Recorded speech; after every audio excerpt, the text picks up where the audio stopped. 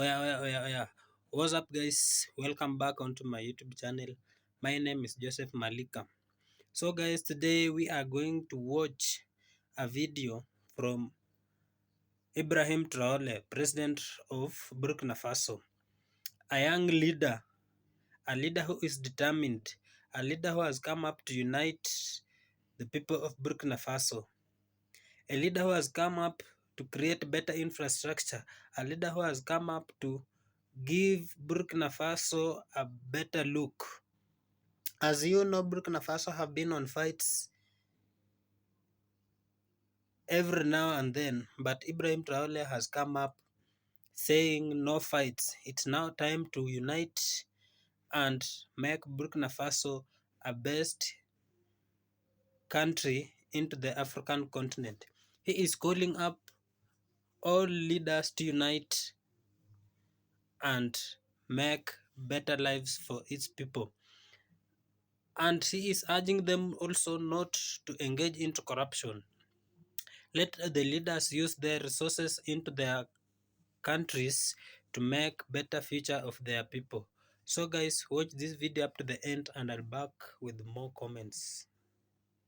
My people of Burkina Faso, my brothers, my sisters, sons and daughters of the red earth of our beloved homeland, I speak to you today not as a captain, not as a leader of a transition, but as your brother. I am Ibrahim, a son of this soil, a soldier who carries the love of his nation in his heart, just like you. I look at your faces in Ouagadougou, in Bobo Dioulasso, in the villages of the Sahel, and I see the same fire I feel in my own spirit. It is the fire of dignity. It is the fire of hope. It is the fire that says, we have had enough of suffering. We have had enough of shame. The time has come to stand up.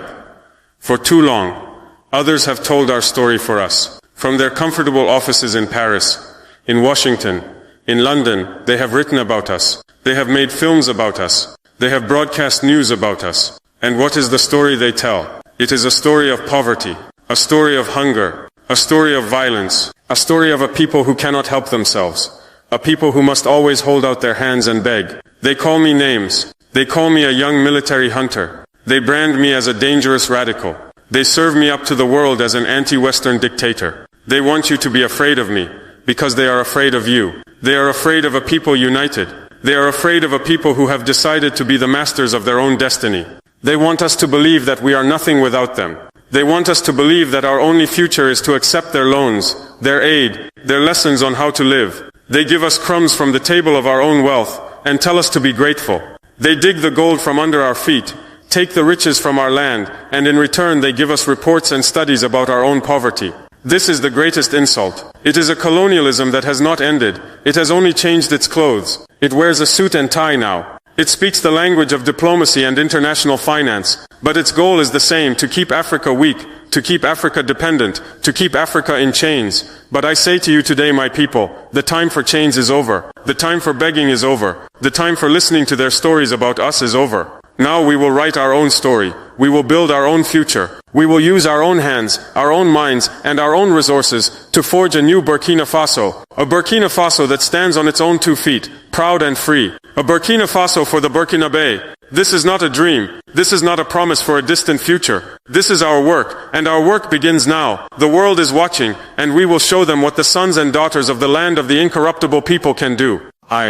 We must understand why we are here. My beloved people, to build a new house, you must first understand why the old one fell into ruin. You cannot build on a weak foundation. Our foundation was weakened by decades of betrayal. Betrayal from the outside and betrayal from the inside. We must speak of this truth without fear, because it is this truth that will set us free. For generations, our continent has been a feast for others. They came for our people, then they came for our rubber and our cotton. Today they come for our gold, our manganese, our uranium. Burkina Faso is a rich country. Look at our soil. It is full of wealth. So I ask you a simple question. If our country is so rich, why are its people so poor? Where does the wealth go? I will tell you where it goes. It goes into the vaults of foreign banks. It goes to pay for the profits of multinational corporations that have no loyalty to our flag, no love for our people. They have contracts that were signed by our own past leaders, leaders who were more interested in filling their own pockets than in filling the stomachs of their people. They signed away our birthright for a few pieces of silver. They allowed our resources to be stolen in exchange for personal favors. They built themselves big houses while you lived in mud huts. They drove expensive cars on roads that were broken and full of holes. This is the corruption that has eaten our nation from the inside. It is a cancer. It is a disease that works hand in hand with the foreign powers. The foreign corporation needs a corrupt leader to sign the bad contract. The corrupt leader needs the foreign corporation to give him the money to stay in power. It is a dirty nurship, and the person who pays the price is you, the ordinary Burkinabe, the farmer, the worker, the mother, the child. And when we are poor, when we are kept weak, they come to us with their so-called aid. They offer us loans from their big banks, the IMF, the World Bank. These are not gifts, my people. They are traps. They are new chains, heavier than the old ones. They tell you, we will give you money to build a school. But with that money comes conditions. They tell you that you must cut spending on your farmers. They tell you that you must sell your national water company or your electricity company to a private foreign business. They tell you how to run your country. Is that independence? Is that freedom? No, it is slavery with a smiling face. They want us to be a nation of consumers, not producers. They want us to buy their wheat, their rice, their used cars, their old medicines. They do not want us to grow our own food. They do not want us to build our own machines. They do not want us to be self-reliant, because a self-reliant nation cannot be controlled. A self-reliant people cannot be told what to do. This is the system we are fighting against. It is a global system of domination. And when a leader stands up, like our great Thomas Sankara stood up, and says no more, they do everything to destroy him. They isolate him. They sanction him. They support his enemies from the inside. They call him a terrorist. They did it to Sankara. They are trying to do it to us now. They try to sow division among us. They arm real terrorists who come and burn our villages and kill our people, creating chaos and instability. They want us to be so busy fighting each other that we do not have time to see who the real enemy is. But we see them. Our eyes are open. We know who is a friend and who is a predator. So I say, enough. We have understood the problem. We have analyzed the disease. Now, it is time for the cure. And the cure is radical. The cure is revolutionary. The cure is to believe in ourselves. I building our new foundation. A nation that cannot feed itself cannot be free. A nation that cannot defend itself cannot be sovereign. A nation that cannot house its people cannot have dignity. Our revolution, the rectification that we have started, is built on these simple, powerful truths. It is a revolution of common sense. Our first action was to declare that the wealth of Burkina Faso belongs to the people of Burkina Faso. This is not a complicated idea. It is a just idea. We began to look at all the contracts signed with foreign mining companies. We called them to the table. We said, the old days are over. The days of you taking 90% and leaving us with 10% are finished. This is our gold. This is our land. You will now have a fair nurship, not an exploitative one. And the revenue that we get from this new arrangement will not go to an account in Switzerland. It will go directly into the national treasury to serve the people. Some companies did not like this. They threatened to leave. We said goodbye. We are not afraid to manage our own resources. We have Burkinabe engineers, Burkinabe geologists, Burkinabe workers. We will learn, and we will do it ourselves.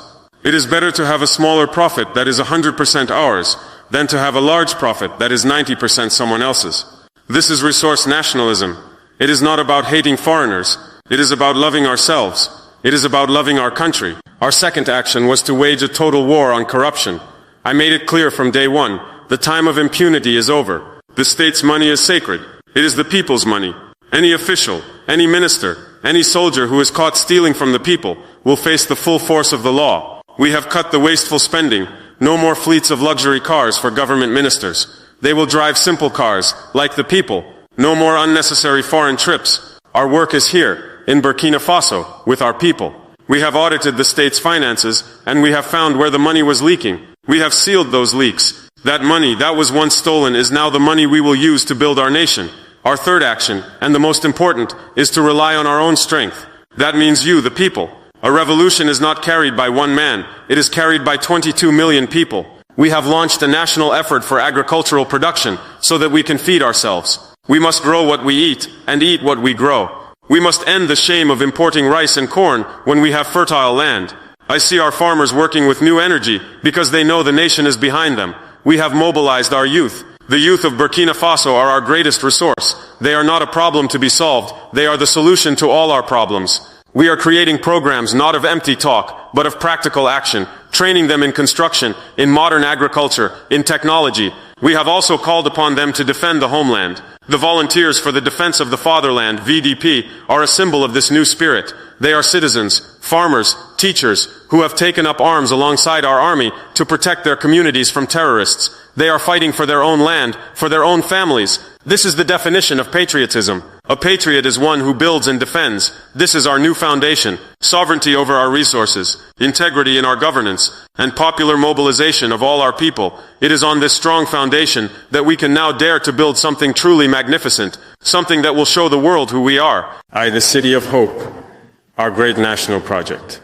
And so, my people, I come to the heart of my message today. I am here to announce more than a policy, more than a program. I am here to share with you a vision that we will turn into a reality with our own hands. We are going to build an entire new city for the people of Burkina Faso.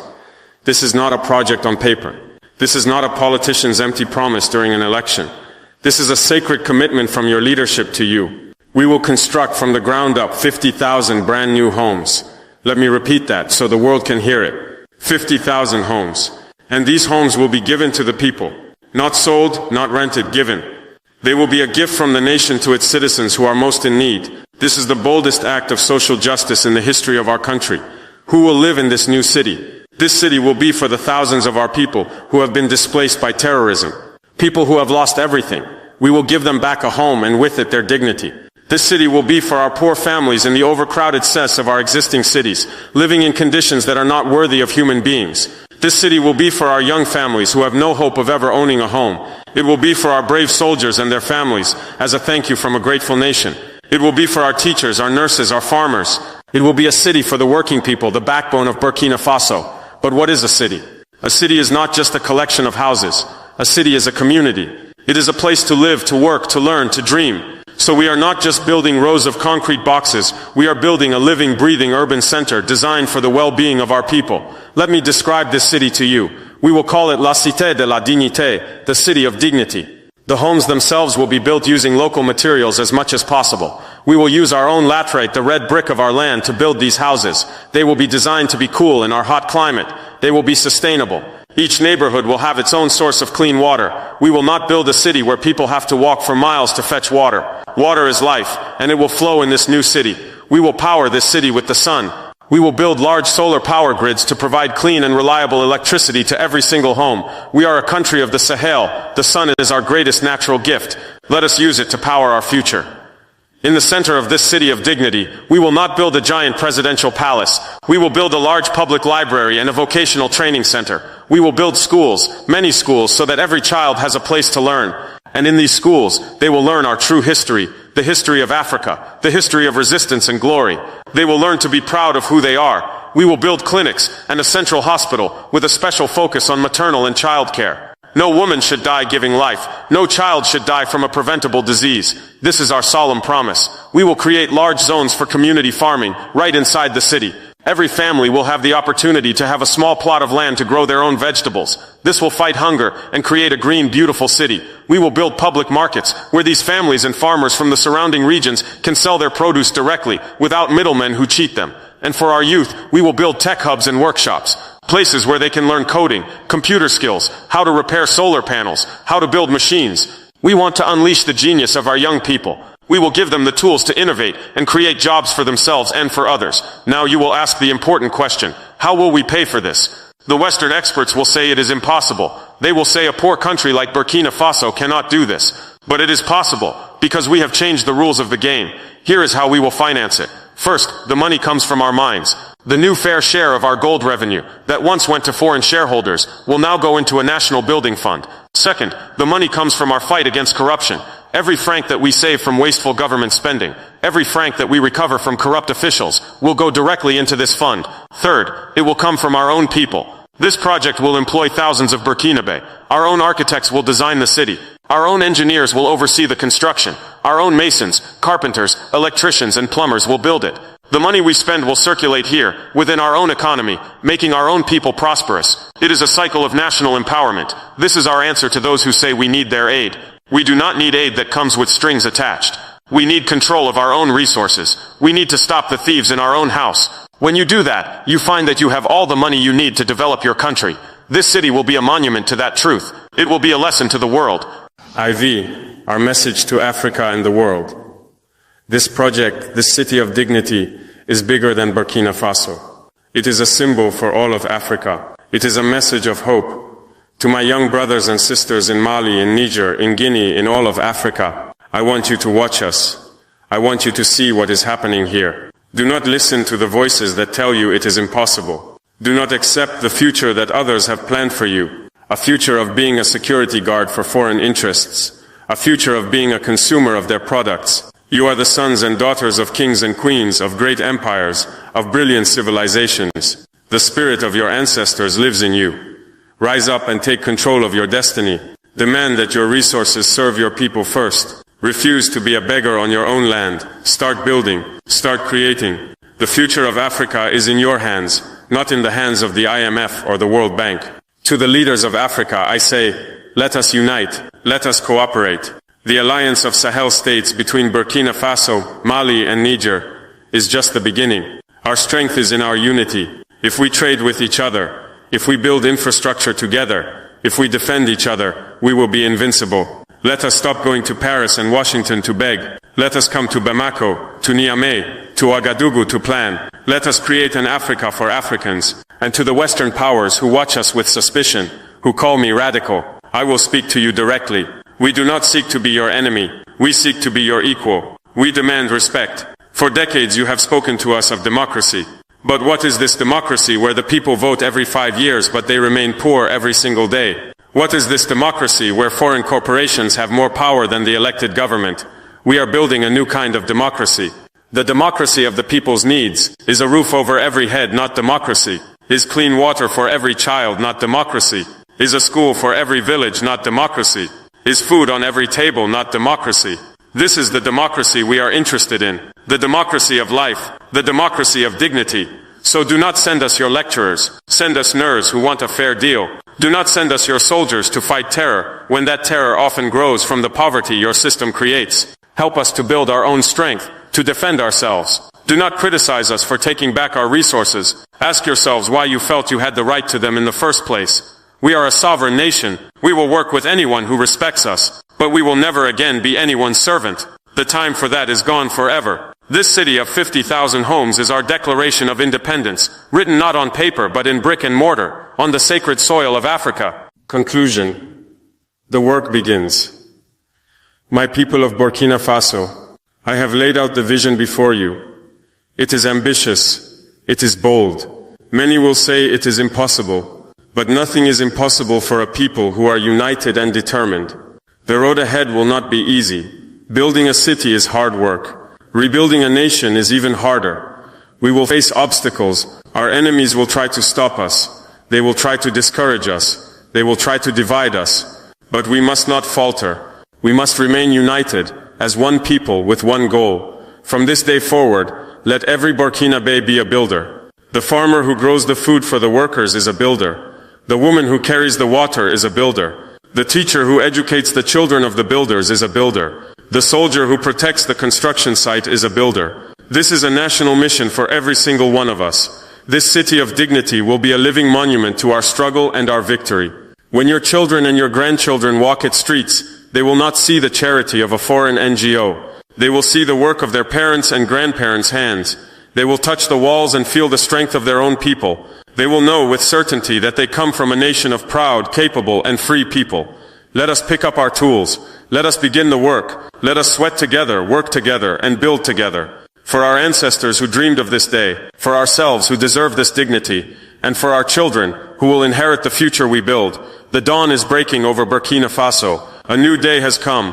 Homeland or death, we will overcome. La patrie ou la mort, nous vaincrons. So guys, I think you've watched that video from Ibrahim Traore, President of Burkina Faso, who has come up telling the people of Burkina Faso what he is going to do for them and what is supposed to be done so that their, their country can rise up and create employment to his people. He has come up saying that he is going to use the resources that are in Burkina Faso to make sure that the people of Burkina Faso are not going to suffer anymore because they have undergone many problems into their country, which has made the country to the slowest growth, whereby they were fighting every time. And now he has come up with a slogan that is going to make Burkina Faso a better country. You have seen he has changed things into the country. The system of government has changed, system of education has changed, the hospitality resources they have changed, giving everybody equal rights and mostly empowering the youth, because as we know, the youth are our future leaders, and the youth, they are those upcoming leaders who are going to protect their country. We have seen in Burkina Faso, Ibrahim Traore has worked really on he has worked on he has worked really on agriculture, whereby he is saying that their land is fertile. No more importing of food. Why are you importing rice and corn, and the lands into Burkina Faso are very fertile to produce the cereals? You have seen him supporting very much on irrigation, giving subsidy fertilizers, giving giving seeds, high yield seeds, so that his people can harvest much food, whereby this can lead to no more importation of food. He has come up creating the city infrastructure by using his own engineers, his own masonries, his own carpenters. No more going out of the country to look for engineers to come and schedule the town, but he is using the engineers into Burkina Faso to make everything into the infrastructural system to do well. The money is circulating to only his people. You have seen he is working on an education system, whereby the people of Burkina Faso, the students are going to learn the history of Burkina Faso, history of Africa during the colonial and after the colonial periods. He have said that our education system must be organized due to the not must be organized with proper resources so that it can lead to high performance of its students, whereby it can produce better doctors, can produce better engineers, nurses, teachers, and all academic experts, to make sure that Burkina Faso is a country of high professionals. You have seen him supporting the residents, supporting the Burkinababs, whereby he has built 50,000 houses for the people. The houses are not going to be rented, the houses are not going to be sold to the people, but they are not going to be given to the people. He has created homes for his people, to those who are displaced by the fights, by the wars that occurred in Burkina Faso. I think this is a good example where other African leaders should follow. We, as a government, have no you are not supposed to build houses where you are going to rent on the people so that you can get so that the people will pay rent to benefit the government. But it's best for the government to produce homes for the people, government to produce job opportunities for the people, government to create better resources to build up the country. As you have seen, Ibrahim Traore has said that he is going to use the resources in Burkina Faso to improve everything that is needed for the Burkinababs to grow up, Burkinababs to get better educations, to get good infrastructures. You have seen him building roads, building the cities by using his own resources, using his own people. So, my people, I'm not going to talk too much because the speech of Ibrahim Traore was clear, and I think if our African leaders will follow example of Ibrahim Traore, the African continent, the African countries, they are going to rise up and create better lives, better future for its own people. You have seen him saying that nothing is impossible to a country that is united and determined. That means that unity and determinations lead to a great future only when well programmed. So, my people, I call you to support me onto the channel. Subscribe, like, share, and comment. See you on to my next video. Bye bye.